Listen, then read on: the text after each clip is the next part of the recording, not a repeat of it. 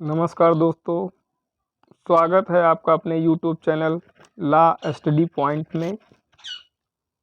मैं आपके लिए भारतीय संविधान के कुछ महत्वपूर्ण क्वेश्चन लेके आया हूं, जो कि सभी प्रतियोगी परीक्षा में बार बार पूछे जाते हैं।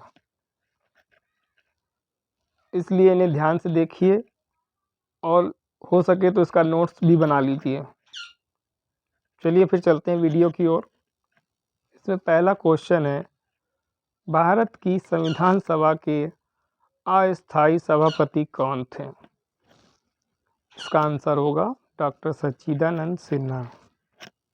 अगला क्वेश्चन है, 11 दिसंबर 1946 को किसी संविधान सभा का स्थायी अध्यक्ष चुना गया था? या दोस्तों, इसका आंसर होगा डॉक्टर राजेंद्र प्रसाद जी को स्थायी अध्यक्ष चुना गया था। अगला क्वेश्चन है, भारतीय संविधान सभा की प्रारूप समिति के अध्यक्ष कौन थे?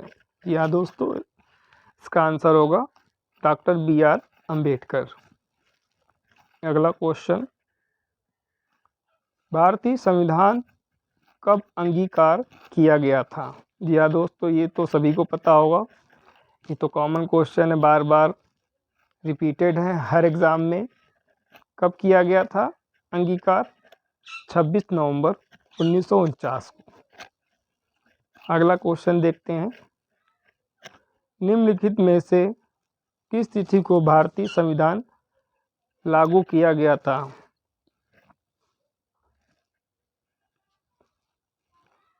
जी हाँ दोस्तों, हमारा जो संविधान है वो 26 जनवरी 1950 को लागू किया गया था। भारत की संविधान सभा का संवैधानिक सलाहकार कौन था? जी हाँ दोस्तों, भारत की संविधान सभा का संवैधानिक सलाहकार सर BN राव थे। अगला क्वेश्चन, संविधान के अनुच्छेद 1 में भारत को क्या कहा गया है? यहाँ दोस्तों, संविधान के अनुच्छेद 1 में भारत को राज्यों का संघ कहा गया है। चलिए अगला क्वेश्चन देखते हैं, विश्व का सबसे बड़ा लिखित एवं सर्वाधिक व्यापक संविधान किस देश का है? या दोस्तों, तो अपने भारत का ही होगा, सभी को पता है। लिखित संविधान की अवधारणा सबसे पहले किस देश ने पेश की थी? इसका आंसर होगा फ्रांस ने। अगला क्वेश्चन देखते हैं, भारतीय संविधान में शामिल नीति निर्देशक सिद्धांत किसके संविधान से लिया गया है? आयरलैंड के संविधान से लिया गया है। भारतीय संविधान कैसा है? भारतीय संविधान अंशतः कठोर और अंशतः लचीला है। अगला क्वेश्चन देखते हैं दोस्तों, स्वतंत्र भारत के प्रथम कानून मंत्री कौन थे? या दोस्तों, स्वतंत्र भारत के प्रथम कानून मंत्री डॉक्टर BR अम्बेडकर थे। गीत जन गण मन को भारत के राष्ट्रगान के रूप में किस वर्ष स्वीकृत किया गया था? या दोस्तों, इसकी तिथि बहुत महत्वपूर्ण है, इसलिए इस तिथि को याद कर लीजिए आप लोग। कब स्वीकृत किया गया था? 24 जनवरी 1950 में। निम्नलिखित में से किस अधिकार को डॉक्टर BR राव अम्बेडकर ने संविधान का हृदय और आत्मा कहा था? संवैधानिक उपचार का अधिकार को डॉक्टर BR अम्बेडकर ने संविधान का हृदय और आत्मा कहा था। अगला क्वेश्चन देखते हैं, संवैधानिक उपचार का अधिकार इनको डॉक्टर BR अम्बेडकर जी ने संविधान का हृदय और आत्मा कहा था। अगला क्वेश्चन देखते हैं, निम्न में कौन सा संशोधन अधिनियम मिनी संविधान माना जाता है? जी हाँ दोस्तों, 42वां संविधान संशोधन अधिनियम 1976 मिनी संविधान माना जाता है।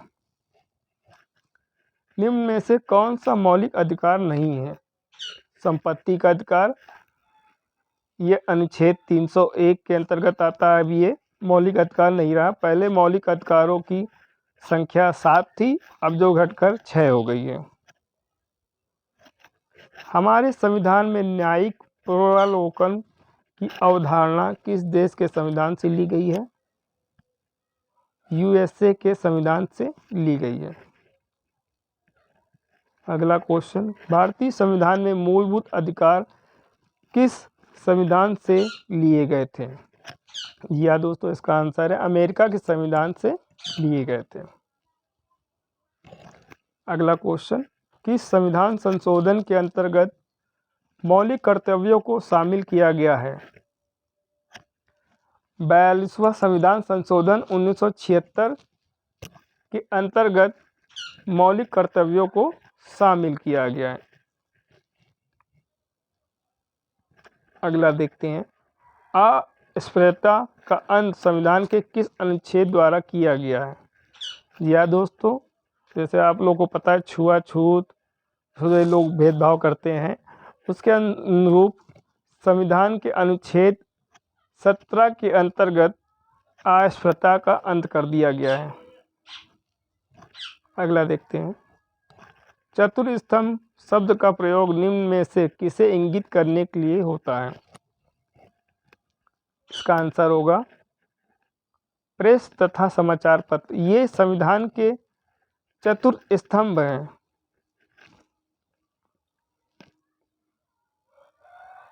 भारतीय संविधान के किस अनुच्छेद में राज्य को ग्राम पंचायत के संगठन का निर्देश दिया गया है? इसका आंसर होगा संविधान के अनुच्छेद 40 में।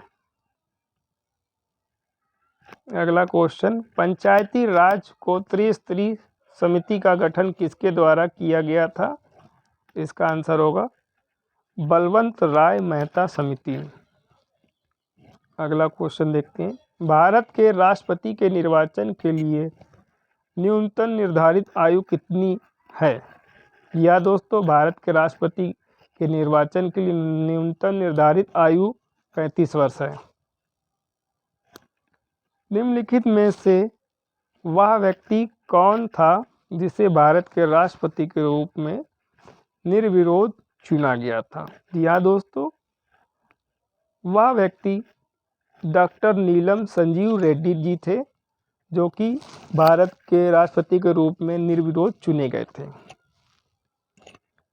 राष्ट्रपति को पद की शपथ कौन दिलाता है? जी हाँ दोस्तों, राष्ट्रपति को पद की शपथ के लिए भारत का मुख्य न्यायाधीश शपथ दिलाता है। राष्ट्रपति अपना त्यागपत्र किसे सौंपता है? हाँ दोस्तों, राष्ट्रपति अपना त्यागपत्र उपराष्ट्रपति को सौंपता है। चलिए अगला क्वेश्चन देखते हैं, किसी राज्य में राष्ट्रपति शासन का तात्पर्य है कि वह राज्य संचालित होता है किसके द्वारा? राज्य के राज्यपाल द्वारा। या दोस्तों अगर किसी राज्य में अगर राष्ट्रपति शासन लगा हुआ है तो उसका उस राज्य का संचालन उस राज्य के राज्यपाल द्वारा होता है।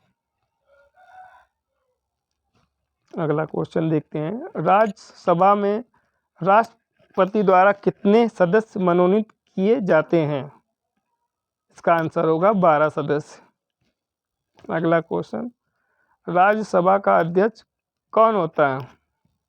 राज्यसभा का अध्यक्ष उपराष्ट्रपति होता है। अगला क्वेश्चन है, संसद बनती है, संसद राष्ट्रपति, राज्यसभा और लोकसभा को मिलाकर बनती है। इसका आंसर होता है राष्ट्रपति, राज्यसभा और लोकसभा को मिलाकर संसद बनती है। संसद के 2 सत्रों के बीच की अवधि कितने माह से अधिक नहीं होनी चाहिए? इसका आंसर होगा 6 माह से अधिक नहीं होनी चाहिए। अगला क्वेश्चन, संविधान में कितने प्रकार के आपातकालों का प्रावधान है? यहाँ दोस्तों संविधान में 3 प्रकार के आपातकालों का प्रावधान है। Number 1 352, number 2 356 number 3 360। भारत में अब तक राष्ट्रपति शासन कितनी बार वित्तीय आपात स्थिति की घोषणा कर चुके हैं? या दोस्तों कभी नहीं किए हैं। कोई विधेयक धन विधेयक है या नहीं, इसका निर्णय कौन करता है? या दोस्तों इसका आंसर होगा लोकसभा का अध्यक्ष। लोकसभा के निर्वाचन के लिए न्यूनतम आयु कितनी होनी चाहिए? या दोस्तों लोकसभा के निर्वाचन के लिए न्यूनतम आयु 25 वर्ष है।